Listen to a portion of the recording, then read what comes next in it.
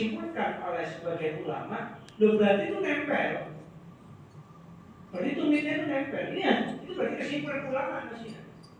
Bukan kata Siti Aisyah. Karena Siti Aisyah yang mengatakan saya memegang kedua tumit Nabi. Nah, para ulama menyimpulkan, loh bisa memegang keduanya itu berarti nempel. Gitu. Gak mungkin bisa memegang keduanya kalau nggak nempel. Ya, belum tentu juga kan mungkin dua tangan dia atau bagaimana? Atau mungkin berdekatan tapi tidak harus nempel. Jadi hadis pendapat yang menganggap bahwa sujud itu kedua kaki ditempelkan itu karena kesimpulan dari hadis Siti Aisyah. Tapi mayoritas para rawi hadis mengatakan bahwa Nabi itu tidak menempel. Ya jarak 1 kilan, tidak lebih dari itu.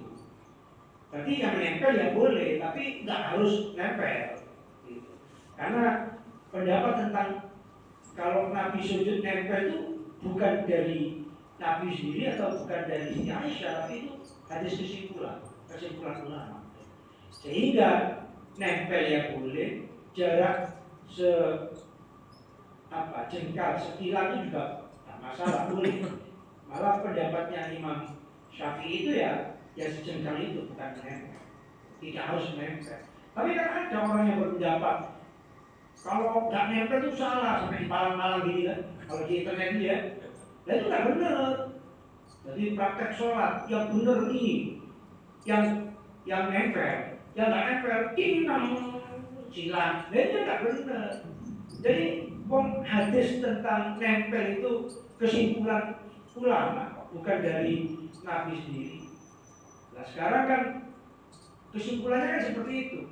Nah Nabi itu kan dicari Siti Aisyah malam hari itu sujud, lalu dipegang kedua tumitnya.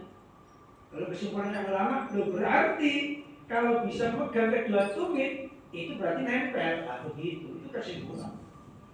Sedangkan riwayat yang lain tidak. Nah, ya sama dengan Nabi Siti Aisyah itu pernah meriwayatkan begini bahwa Nabi itu kalau sholat malam itu 8 rakaat. Kalau sholat malam itu 8 rakaat. Baik itu di bulan Ramadan maupun di luar Ramadan. Itu kata Siti Aisyah. Nah, seluruh ulama madhab, mulai Syafi'iyah, Malikiyah, Hanafiyah, yang dimaksud Siti Aisyah itu witir. Karena di dalam Ramadan maupun di luar Ramadan. 8 tambah 3 kan 11 kan? 11 rakaat itu. Jadi 8 sama 3 kan 11. Nah, sedangkan Sayyidina Umar dengan para sahabat yang lain pada saat itu masih ada Sayyidina Ali dan ulama-ulama sahabat yang senior itu mengerjakan tarawih 20. Jadi mengerjakan sholat tarawih itu 20. Sehingga kesimpulan para ulama bahwa yang disampaikan oleh Siti Aisyah itu hadis tentang witir, bukan tarawih. Sehingga kalau sholat tarawih disikapi itu 8, keliru. Kalau 8 monggo.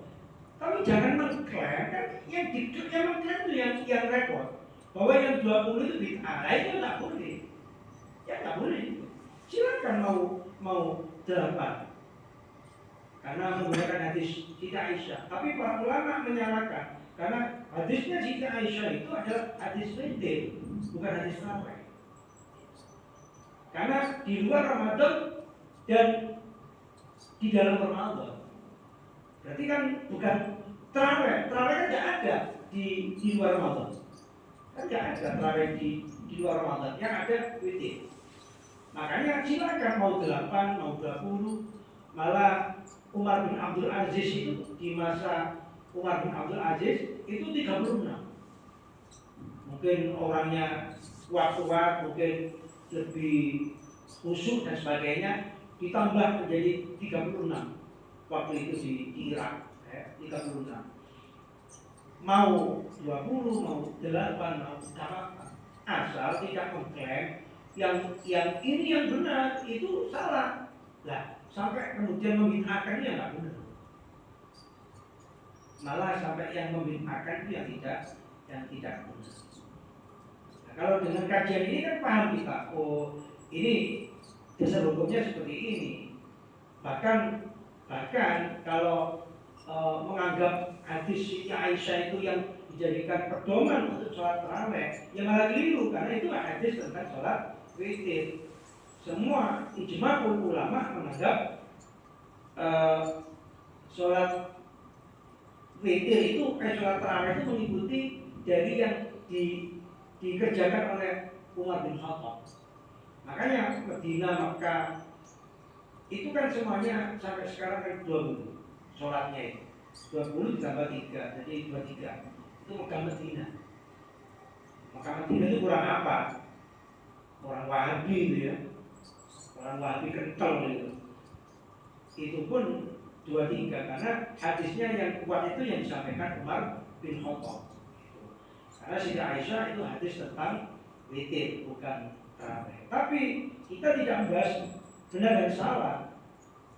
Tapi yang kita bahas adalah monggo, tapi jangan sampai menyalahkan yang lain, karena tidak sedikit yang kemudian menganggap paling benar dan menyalahkan yang lain, itu yang justru yang tidak benar.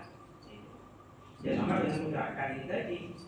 Nah, kalau menggerakkan itu memang hadis fakir ada bahwa Nabi itu dilihat oleh beliau menggerakkan jari-jarinya. Tapi riwayat hadis dari Ibnu Umar tidak ada penjelasan tentang menggerak-gerakkan.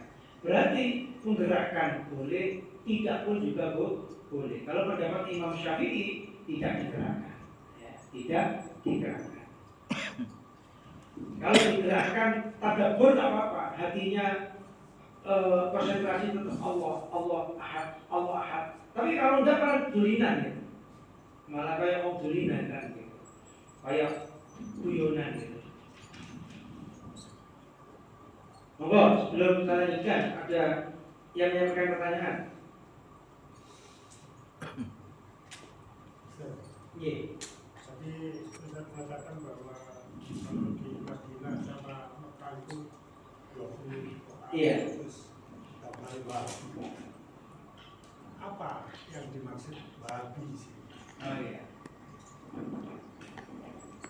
Padahal ini Wahabi. Iya. Saya mau tanya. Iya. Jadi Wahabi itu termasuk aliran kholaf, ya. Kalau aliran salaf yang kuno-kuno itu termasuk Ahlussunnah wal Jamaah. Tapi kalau Wahabi itu sebuah aliran yang disampaikan oleh Muhammad bin Abdul Wahhab. Jadi di Mekah ada seorang ulama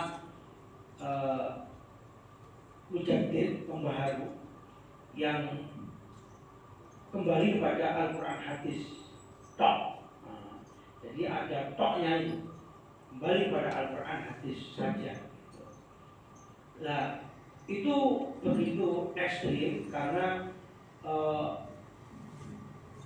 banyak pendapat-pendapat yang justru bertentangan dengan ulama-ulama yang kholaf, ya, karena kembali pada Quran hadis tadi.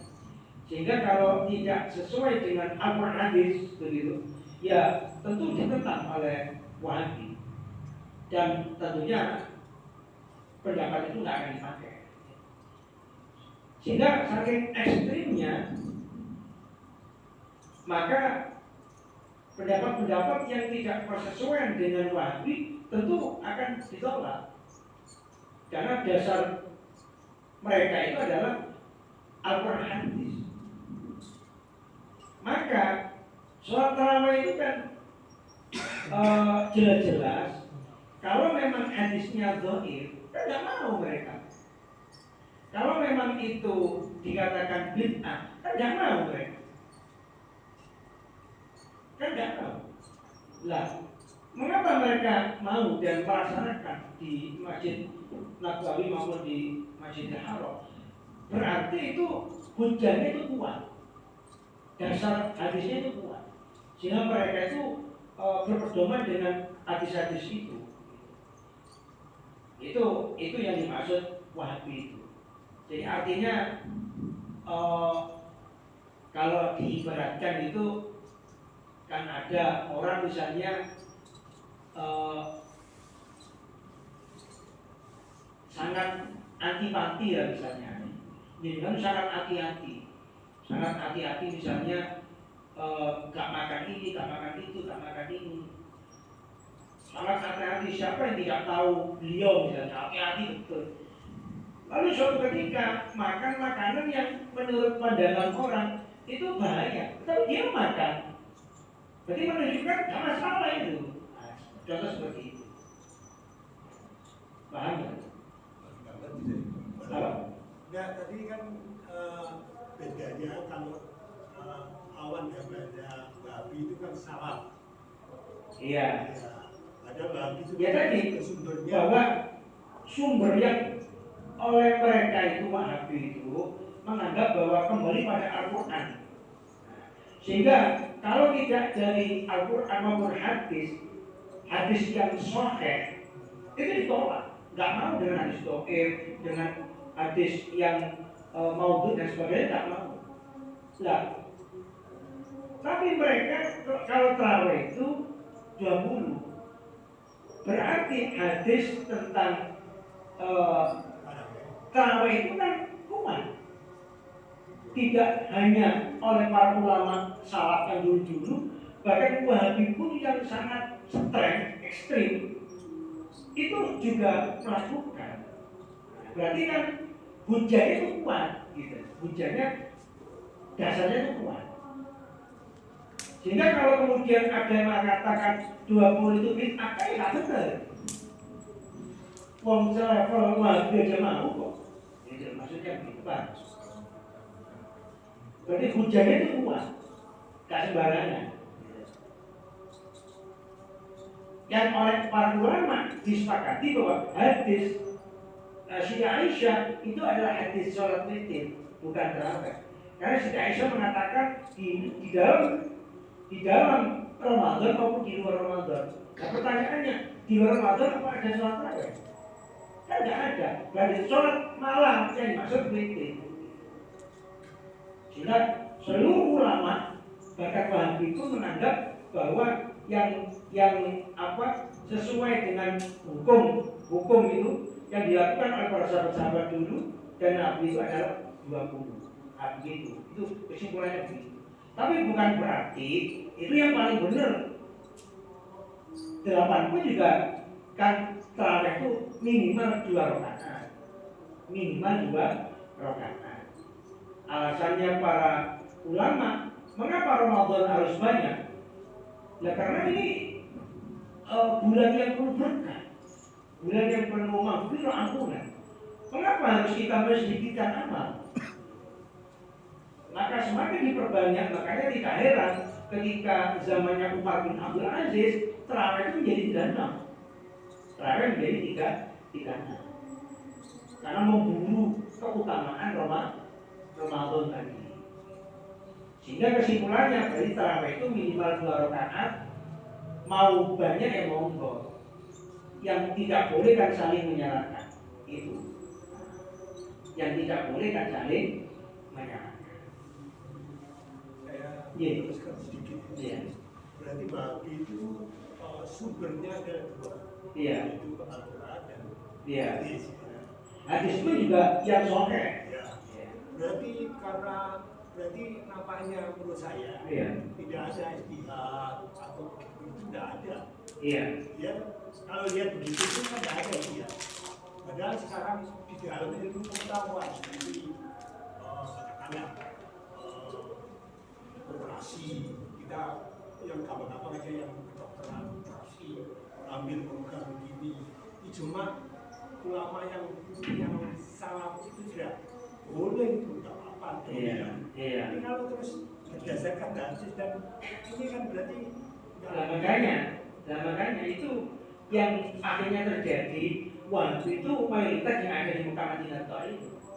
Yang lain nggak mau mengikuti karena terlalu kaku, gitu. Terlalu jumut, terlalu kaku. Makanya akhirnya sikit-sikit kan haram, bid'ah, khurafat, rokok, kan itu akhirnya. Karena terlalu kakunya sehingga bertabrakan dengan mayoritas umat Islam di dunia. Sampai-sampai makam Nabi itu mau dibongkar dipindah. makam Nabi itu tidak ada di dalam hadis sama Al-Quran. Kalau itu mau dibongkar, Nah, makanya mau dibongkar, nggak ada kan? Nggak boleh kan? nggak ada memang. Nggak boleh. Nah, itu kalau panjenengan baca kitab-kitabnya orang Wahabi itu menyalahkan itu yang salah itu raja-raja atau khalifah-khalifah itu. Hadisnya jelas bahwa tidak boleh membangun kuburan di masjid. Jadi bukan salah kami, bukan salah ulama. Dan andai kata boleh dibongkar itu oleh mereka mau dipindah. Tapi umat Islam seluruh dunia nggak setuju. Jadi ekstrim, gedung-gedung yang sekiranya didatangi umat Islam itu dibongkar semua. Nggak ada istilah seperti di Indonesia cagar budaya itu nggak ada. Bongkar semua. Tak peduli buat hotel-hotel. Karena apa? Syirik. Mafi fa'idah, nggak ada manfaatnya. Apa datang-datangin? Katanya begitu, mafi fa'idah. Kalau jangan misalnya mau ke bukan ke sana ya, ke Hira itu ya, ke Uhud, mau ke mana? Ke Hira. Mafi fa'idah. Dan faidahnya apa? Kayak gitu. Jadi ya makanya terlalu kaku. Sampai siapa yang gembong teroris itu Al-Qaeda itu Wahabi. Siapa? Osama bin Laden. Wahabi juga. Jadi terlalu ekstrim. Nah, makanya Indonesia ini karena sudah mengakar Islam aswaja dan sunnah, sulit untuk diberantas. Maunya kan disepertikan Suriah, Irak itu ada ajur tak karuan semua kan. Suriah, Libya, Irak dan sebagainya. Sampai sekarang pertengkaran yang tak ada hentinya. Terlebih antara dengan Syiah. Nah, tapi kan kalau di Indonesia kan tak bisa dicoba seperti itu. Karena apa? Begitu kokoh kuatnya Islam Al-Sunnah Jamaah di Indonesia. Ya seperti pemikiran yang lain itu. Lalu nanti terus bagaimana gitu ya? Dan berkembangnya dunia ini. Nah masa terus mau kembali ke zaman primitif gitu. Makanya jenengan sudah berpikir secara logika seperti itu. Makanya kalau dijawabin tentu tak belum jenengan. Padahal ada cerita lagi itu, Ustaz. Di Mekah itu dibuka suatu resort atau pariwisata yang orang-orang asing yang boleh pakai begini. Nah itu sudah kan nampaknya sudah. Nah ya, Nah ini loh antara dia dasarnya Al-Quran dan hadis. cuma alasannya mereka begini, itu bukan kami, tapi mereka penguasa. Mereka. Jadi di sini penguasa itu tidak ada. Kalau dulu Wahabi. Kalau sekarang kelihatannya kok udah para pemimpinannya. Apalagi kalau sudah mau, makanya jangankan membuka kolam renang, diskotik dan sebagainya yang sebagaimana diterangkan tadi. Kuburan Nabi di dalam masjid itu mereka angkat tangan, itu bukan kami, tapi itu kedoliman para raja-raja dulu. Seakan-akan mereka itu nggak berdaya, jadi tidak ikut campur. Apalagi yang sekarang katanya yang mau membangun seperti Dubai, malah mereka itu kedoliman penguasa, bukan kami. Kalau kami sudah memberikan nasihat, bahasa di Indonesia ini barangkali. Jadi majelis ulama bisa menyampaikan urusan kemudian diamalkan ya terserah penguasa. Jadi seperti itu. Sekarang perubahan. Kalau dulu kan selalu didukung oleh pemerintah. Sekarang sepertinya kok tidak. Sepertinya tidak. Betul ya? Jadi ya nggak bisa kita menggebiah ya. Semua perilaku tidak itu habis tidak. Jadi kalau rajanya begitu, berarti memang tidak mengikuti ulama mereka. Oh, ulama mereka itu tetap loh. Rokok itu haram bagi mereka. Jadi rokok makanya di sana nggak ada rokok. Jadi rokok itu ada haram. Ijtihad mereka haram. Terus berarti mau ijtihad berarti kan? Oh jangan kasih orang rokok. Berarti kan mau ijtihad. Alasannya hadisnya itu menyakiti. Jadi menyakiti itu haram. Jadi tidak peduli apapun. La dororo wali dororo, menyakiti diri maupun orang lain itu haram. Jadi mereka menyimpulkan berdasar hadis menyakiti diri maupun orang lain haram. Sehingga rokok itu menyakiti orang haram. Jadi mereka itu tidak serta-merta mana hadis secara sakit rokok haram yang ada, tapi mengambil kesimpulan bahwa yang menyakiti itu haram. Nah rokok itu menyakiti. Saya kata dokter memang ketika opname di bapak ini rokok kok sampai kena paru bukan tidak Pak. Teman-teman bapak loh iya kalau teman-teman itu rapat itu majlis saja rokok di kantor rokok di ini rokok nah itu Pak ini provokasi katanya jadi gitu dong ya iya jadi bapak ini termasuk penagih Pak provokasi. Tapi ya sulit dong ngomong hampir semuanya itu di masyarakat rokok. Ya maskeran Pak, maskeran. Ya maskeran kalau ada corona ya pantas. Kalau corona bisa. Jadi ya saya itu kata kesimpulan dokter itu sampai dioperasi itu diantaranya ya provokasi. Jadi bahaya kan berarti makanya mereka mengharamkan. Sama kalau media juga mengharamkan. Media itu mengharamkan. Yang tidak kan NU. Kalau NU ini makruh. Mulai dulu makruh terus. Kalau dia haram di undang-undangnya. Makanya saya tidak pernah tahu. Teman saya ini banyak media. Juga banyak NU. Setahu saya gak ada orang media teman saya merokok. Tapi kalau teman dari yang NU, balbul deh. Masuk ngantor masih ini merokok aja. Gak peduli. Jadi jika dianggap ahli hisab kami ini ahli hisab. Ya nggak masalah, jadi ahli hisab. Jadi kalau ada istilah sebentar kemana? Rokok. Kan dia teman dia tak pernah lihat ya.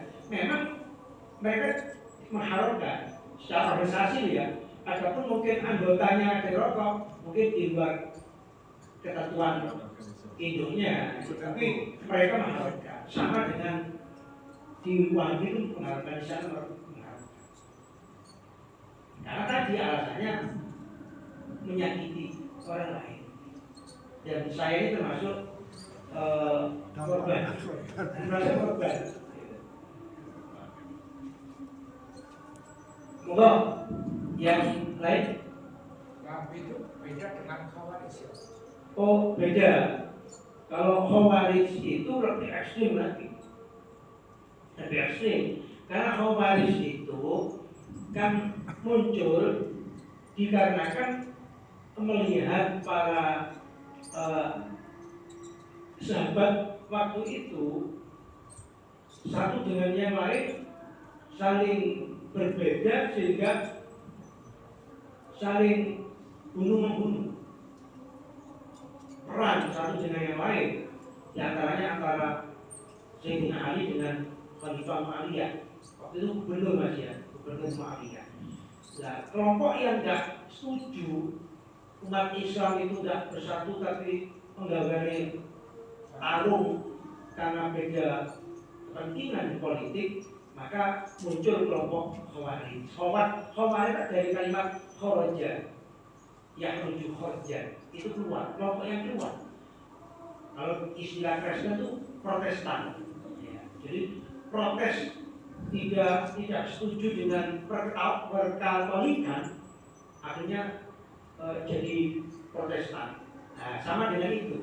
Jadi keluar dari kelompok yang saling bertiga itu akhirnya muncul kembali dan akhirnya mengirim pembunuh kan, sepakai namanya biar lagi pertikaian kemarin. Sayyidina Ali dikirim pembunuh dan Muawiyah juga dikirim pembunuh. Dan takdirnya kok Sayyidina Ali yang terbunuh. Akhirnya Muawiyah yang naik jadi raja dan khalifah itu. Nah, pendapat Khawarij, orang yang pernah berbuat dosa besar itu neraka sudah. Gak bisa ditobati. Kecuali kalau dosa-dosa kecil itu ada tobat. Tapi orang yang pernah berbuat dosa besar itu tidak ada maaf baginya. Statusnya seperti orang kafir. Nah, tapi kalau mendapat ahli sunnah wal jamaah kan tidak, kan banyak dari Quran hadis bahwa Allah itu penerima tobat, sekalipun seberapa pun besar dan banyak dosa seseorang diampuni. Sehingga tidak benar pendapat Khawarij bahwa orang yang berbuat dosa besar tidak bisa diampuni. Allah itu maha pengampun, sebesar apapun diampuni kalau tobatnya nasuha dengan cara yang benar.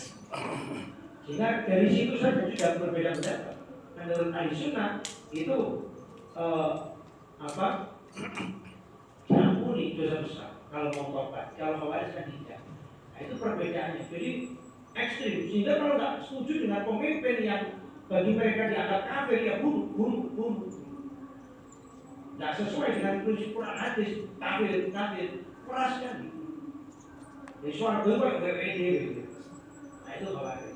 Makanya kalau ada sekarang, dan itu sepertinya muncul kembali, seperti di Syria, di Irak, di beberapa negara Timur Tengah itu, kelompok takfiri. Kelompok takfiri ya ini Khawarij itu, ya ISIS itu. Jadi kelompok takfiri itu ya mosok bal-balan dihukum mati. Bapak lihat sepak bola dihukum mati. Jadi banjir dihukum mati. Jadi mereka keras sekali, Pak. Keras sekali, ekstrim. Pokoknya nggak sesuai dengan hukum mereka dihukum mati. Dan kafir, karena hukumnya kafir. Nah itu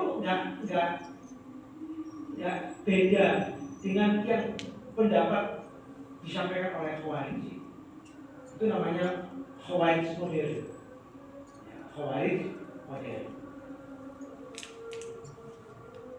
Saya kira ini ada lagi mungkin disampaikan.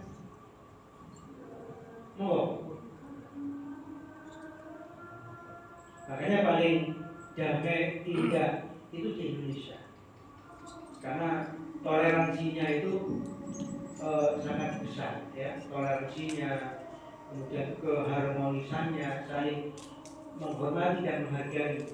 Di Indonesia ini, andai kata gak setuju itu minimal masih sifatnya lesan, masih lesan.